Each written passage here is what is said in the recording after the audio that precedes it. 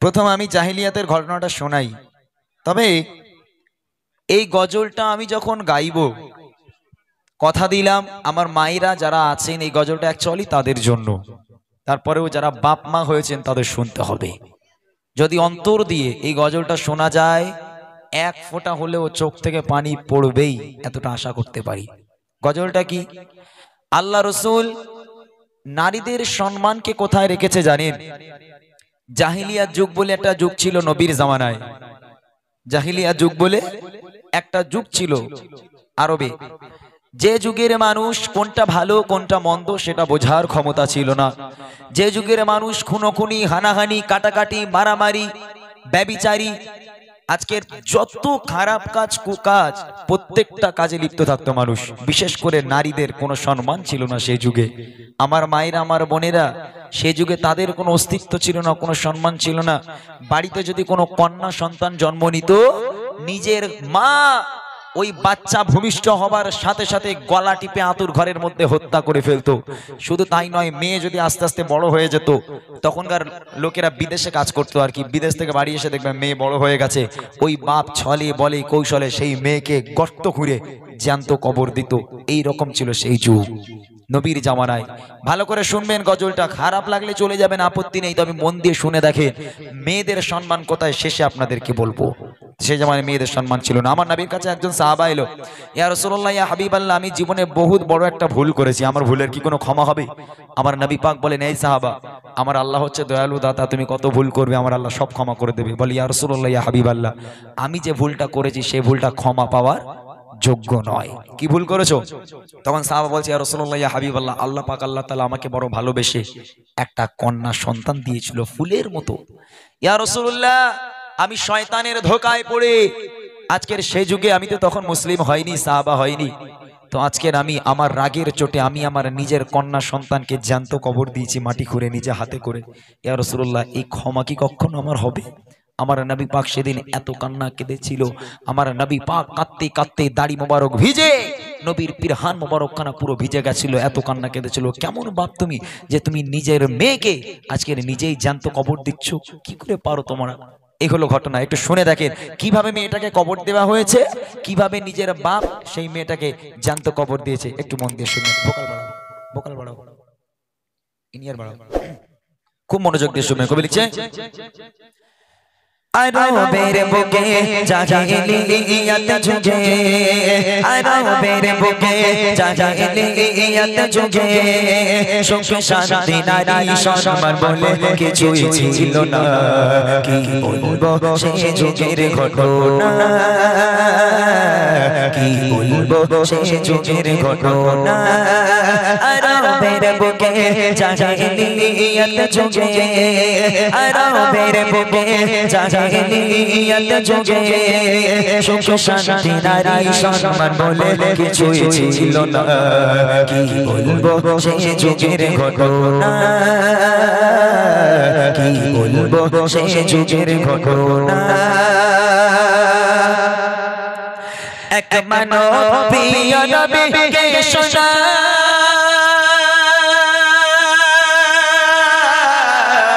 ডুবে আছি হে নবী আমি গুনাহ। এক মানব প্রিয় নবীকে শোনা,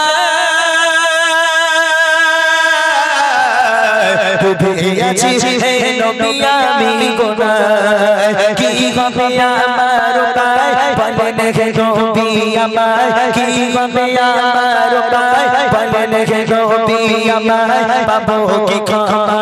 আমি নাকি ভুলের ক্ষমা নাই? খোদা দিল আমায় কোন শ্মশান দুনিয়ায়, খোদা দিল আমায় কোন শ্মশান দুনিয়ায়। নিজে হাতে করে দিলাম তার মৃত্যুর যন্ত্রণা। কি বলবো সে যুগের ঘটনা, কি বলবো সে যুগের ঘটনা। আরবের বুকে জাহিলিয়ত যুগে আরবের বুকে জাহিলিয়ত যুগে সুখ শান্তি নারী সম্মান বলে কিছুই ছিল না কি বলবো সে যুগের ঘটনা কি বলবো সে যুগের ঘটনা ইয়া হাবিবাল্লাহ আমি বিদেশে কাজে গেলাম তখনকার মানুষ বাণিজ্যে যেত বিদেশে কাজে যেত সাহাবা বলছে আমি বিদেশে গেলাম কাজে 4 বছরের জন্য আমার স্ত্রী ছিল প্রেগন্যান্ট আমার স্ত্রী গর্ভবতী অবস্থায় আমি বিদেশে চলে গেলাম যাওয়ার সময় আমার স্ত্রীকে বলে গেলাম হে আমার প্রাণপ্রিয় স্ত্রী আমি 4 বছরের জন্য কাজে যাচ্ছি বিদেশে আমি চলে যাবার পর যদি আমার পুত্র সন্তান হয় সুখবরটা আমাকে দিও আর যদি কন্যা সন্তান হয় মেয়ে সন্তান হয় খবরটা দেওয়ার দরকার নেই খবরদার বাঁচিয়ে যেন রেখো না তার গলা টিপে হত্যা করে ফেলো যদি তুমি তাকে না মারো আমি বাড়িতে এসে তোমাকে মেরে ফেলবো স্বামী এই বলে চলে গেল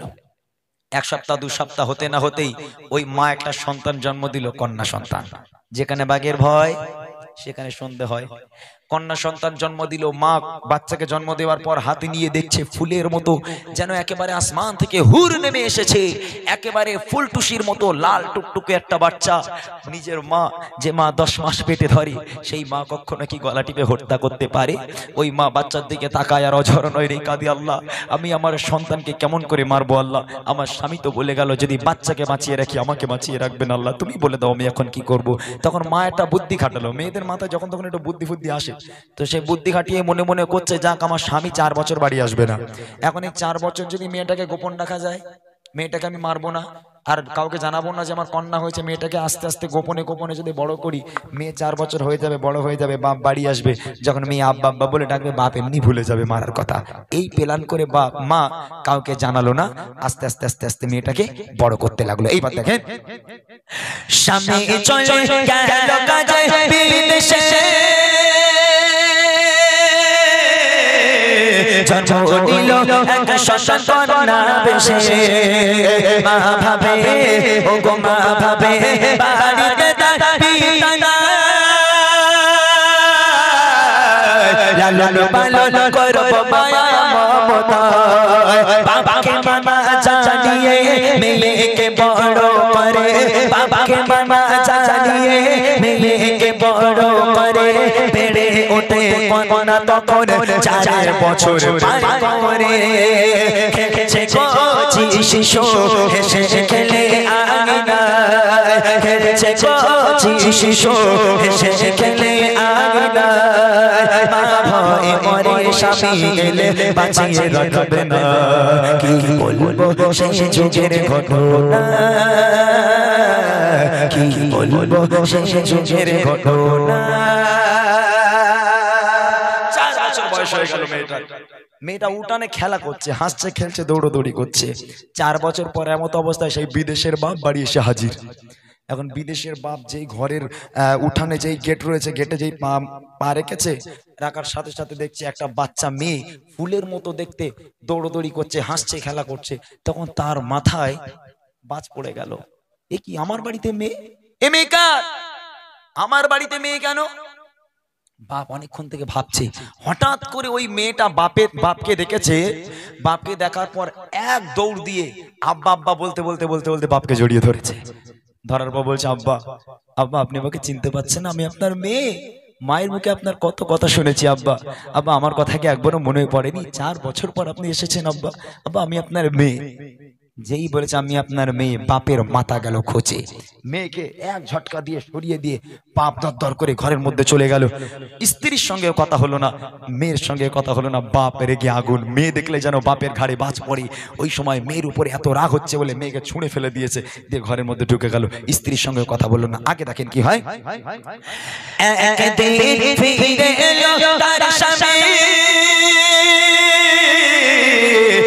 ফুটো ফুটে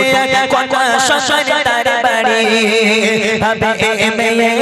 ভাবে এমএলএ তার বাড়ি কি করে আর সেই মেয়ে ছুটে এসে জড়িয়ে ধরে বলে আপু আমায় দেখো না আমি যে তোমার সোনা আপু আমায় দেখো না আমি যে তোমার সোনা বহুদিন ধরে তোমায় ছিল দেখার বাসনা আজ হয়েছে পূরণ আপু আছো গো কেমন আজ হয়েছে পূরণ আপু আছো গো কেমন এই কথা শুনে পিতার মাথা ঠিক থাকে না কি বলবো সেই যুগের ঘটনা কি বলবো সেই যুগের ঘটনা এইবারে দেখেন দুদিন হয়ে গেল 3 দিন হয়ে গেল বাপ কতদিন নাক করে থাকবে স্ত্রীর সঙ্গে কতদিন কথা বলবে না 2-4 দিন পর বাপ স্ত্রীর কাছে এলো মনটা খুব নরম করে বুঝলেন ভালো করে শোনেন স্ত্রীর কাছে এসে বলছে যাক গে যা হবার হয়ে গেছে যখন কন্যা সন্তান জন্ম দিয়ে ফেলেছো এখন বড় হয়ে গেছে মেয়ে ওরা মারা তো যায় না একটা কাজ করো যাকে যা হওয়ার হয়ে গেছে তুমি একটা কাজ করো তুমি তোমার মেয়েকে সুন্দর করে সাজিয়ে দাও আমরা বাপ বেটি একটুখানি ওর সঙ্গে তো একদম কথা হয়নি তা বাপ বেটি একটুখানি আমরা ওর মামার বাড়ি থেকে একটু ঘুরে আসি দাও একটু মেয়েটাকে সাজিয়ে দাও মা খুশিতে বাগে বা যা আমার পাষাণ হৃদয় স্বামী শেষ পর্যন্ত মেয়েটাকে মেনে নিল এই কথা শুনে এই কথা ভেবে মেয়েকে সুন্দর করে সাজালো একেবারে পরীর মতো করে সাজিয়ে বাপের হাতে তুলে দিল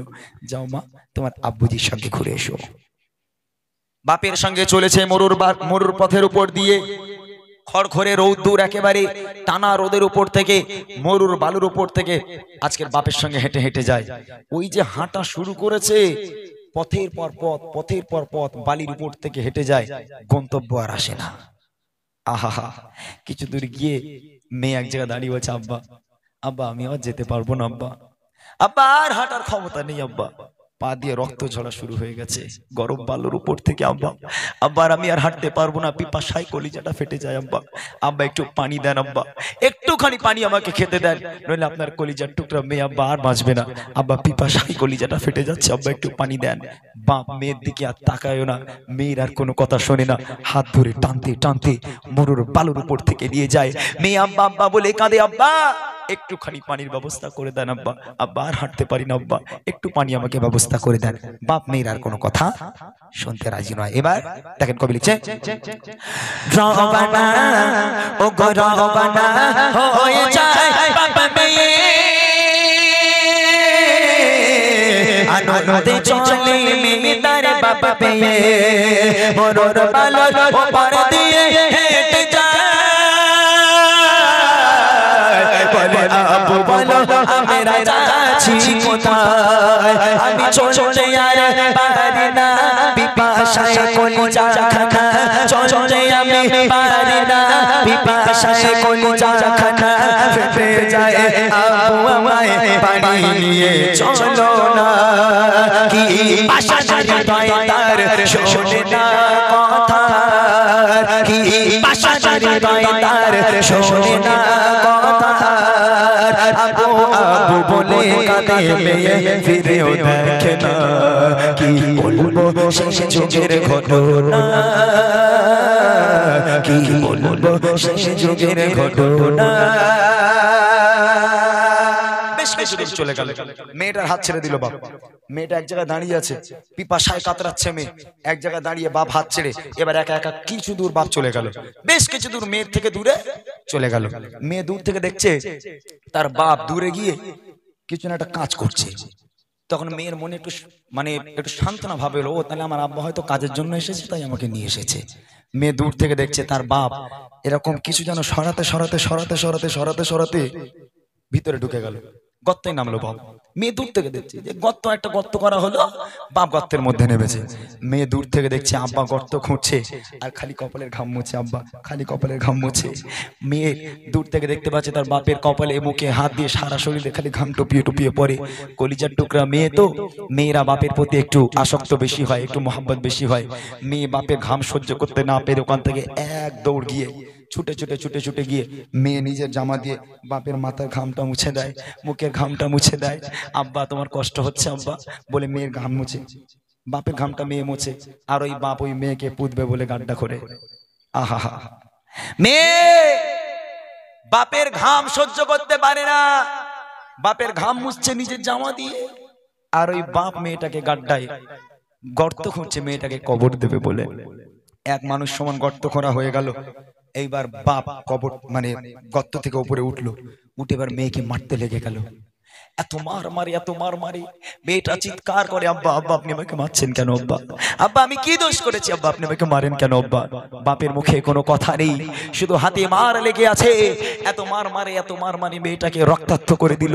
নাক দিয়ে মুখ দিয়ে মেয়ে রক্ত বার হতে শুরু হয়ে গেল। মেরে মেরে যখন গায়ের রাগ মিটলো না, তখন এই বাপ এক টান দিয়ে মেয়েকে গর্তের মধ্যে ফেলে দিয়ে মাটিগুলো চাপা দিতে থাকে। আর মেয়ে কাঁদে, আব্বা আব্বা আমি আর কখনো পানি চাইবো না আব্বা, আব্বা আমি আর কখনো পানি চাইবো না আব্বা, আমি পানি চেয়েছি বলে আব্বা আপনি আমাকে এরকম করে কষ্ট দিচ্ছেন আব্বা, আমাকে কবর দিচ্ছেন কেন আব্বা, মাটিগুলো ফেলছেন কেন আব্বা, আব্বা আপনি আমাকে ছেড়ে দেন, আমি কখনো আর পানি খেতে চাইবো না। বাপ কোনো কথা শোনে না। যখন মেয়েকে মাটি দিতে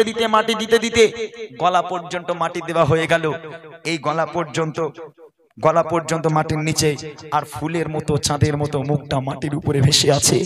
ওই মুখ নিয়ে আব্বা আব্বা বলে কাঁদে, আব্বা আব্বা আপনি আমাকে ছেড়ে দিন আব্বা, আমি কখনো আপনাকে আব্বা বলে ডাকবো না, শেষবারের মতো একবার মায়ের মুখটা আমাকে দেখতে দেন আব্বা, আপনি যদি না চান কখনো আপনাকে আব্বা বলে ডাকবো না, আপনার বাড়িতে কখনো যাব না, আপনাদের থেকে অনেক দূরে চলে যাব আব্বা, আপনি মারবেন না, আপনি দয়া করে মারবেন আব্বা, ছেড়ে দেন। আব্বা আব্বা বলে কাঁদে, মা মা বলে কাঁদে। এত কান্না কেঁদেছে বাচ্চা সেদিন, সেই বাচ্চার চোখের পানিতে কবরের মাটি পর্যন্ত ভিজে যায়, কবরের মাটি কাদা হয়ে যায়, কিন্তু সেই বাপের মনে দয়া হয় না, সেই বাপের মনে মায়া হয় না। আজকে সেই বাপ মাটি দিতে দিতে মেয়ের যে মুখটা বার হয়েছিল, সেই মুখটা মাটির তলায় আজকের বাপ নিজে হাতে করে পুঁতে দিল।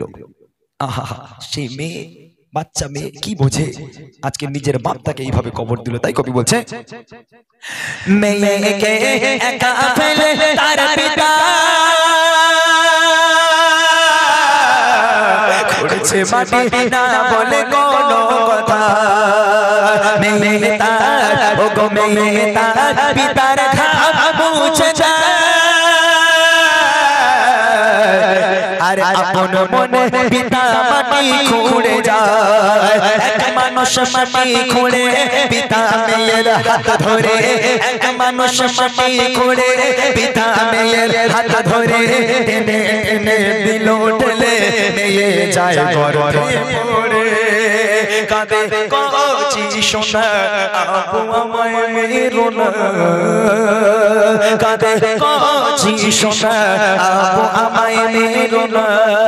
মাটি চাপা দিতে থাকে মেয়ে কথা শোনে না, কি বলবো সেই যুগের ঘটনা, কি বলবো সেই যুগের ঘটনা। আমি আমার মেয়েকে এইভাবে কবর দিয়েছি। আমার নবী সেদিন এত কান্না কেঁদেছিল, আর সেই দিন থেকে আমার নবী মেয়েদের সম্মানকে বাড়িয়ে দিয়েছিল। শুধু তাই নয়, আমার নবী বলেছে, যার বাড়িতে মেয়ে সন্তান জন্ম নেবে, হে শ্বশুর হে শাশুড়ি তোমাদের বলছি শুনে রেখে দাও, বাড়িতে যদি মেয়ে সন্তান জন্ম নেয়, ছেলের বলে দাই দা ছেলে চাইছুন, ছেলে হয়নি মেয়ে হয়েছে, খবরদার যাবিনি, বউর বাপ মা ঠিক করে নেবে, তাই না? আমার নবী পাক বলে যাচ্ছে, যার বাড়িতে মেয়ে সন্তান জন্ম নেবে, আমি নবী বলে যাই আল্লাহর রহমত এবং বরকত তার বাড়িতে আল্লাহ পাক ভরিয়ে দেবে। একবার জোরে বলো, খবরদার মেয়ে সন্তান হলে যেন মুখ বেঁকিও না। আমার নবী মেয়েদের সম্মানকে সেদিন থেকে অনেক বাড়িয়ে দিয়েছিল, এবং নবী নিজে মুখে বলেছে, যার বাড়ি কন্যা সন্তান জন্ম হবে আল্লাহ পাক তার বাড়ি কখনো অভাব দেবে না, তার বাড়ি কখনো রহমত। আজকের যার বাড়ি মেয়ে সন্তান জন্ম নেবে আল্লাহ পাক কখনো তো অভাব দেবে না, বরঞ্চ তার বাড়িতে আল্লাহ পাক রহমত এবং বরকত সব সময়ের জন্য আল্লাহ পাক পরিপূর্ণ করে রেখে দেবে। এটাই ছিল আমার নবীর কথা। সেদিন থেকে মেয়েদের সম্মানকে অনেক বাড়িয়ে দেওয়া হয়েছিল। শেষ কথায় কবি লিখছে, মাটির তলে দেহ মুক্তি পার করে, কেটে কেটে আপন দাও ছেড়ে, শেষবার ও গো শেষবার মাকে দেখে দাও না, মাটি চাপা দিয়ে দিল মুখখানা, আহা কি পাশানের গায় একটু কি দয়া না হয়, আহা কি পাশানের গায় একটু কি দয়া না হয়, এই কথা শুনে প্রিয় নবীর কেঁদে বুক ভেসে যায়, বলে নবী আকরাম তোমার কন্যা শ্মশান, বলে নবী আকরাম তোমার কন্যা শ্মশান, ঘরের রহমত বরকত সবই অবহেলা করো না, কি বলবো সেই যুগের ঘটনা, কি বলবো সেই যুগের ঘটনা আরবের বুকে জাহিলিয়াত যুগে আরবের বুকে জাহিলিয়াত যুগে সুখ শান্তি নারী সম্মান বলে কিছুই ছিল না কি বলবো সেই যুগের ঘটনা কি বলবো সেই যুগের ঘটনা কি বলবো সেই যুগের ঘটনা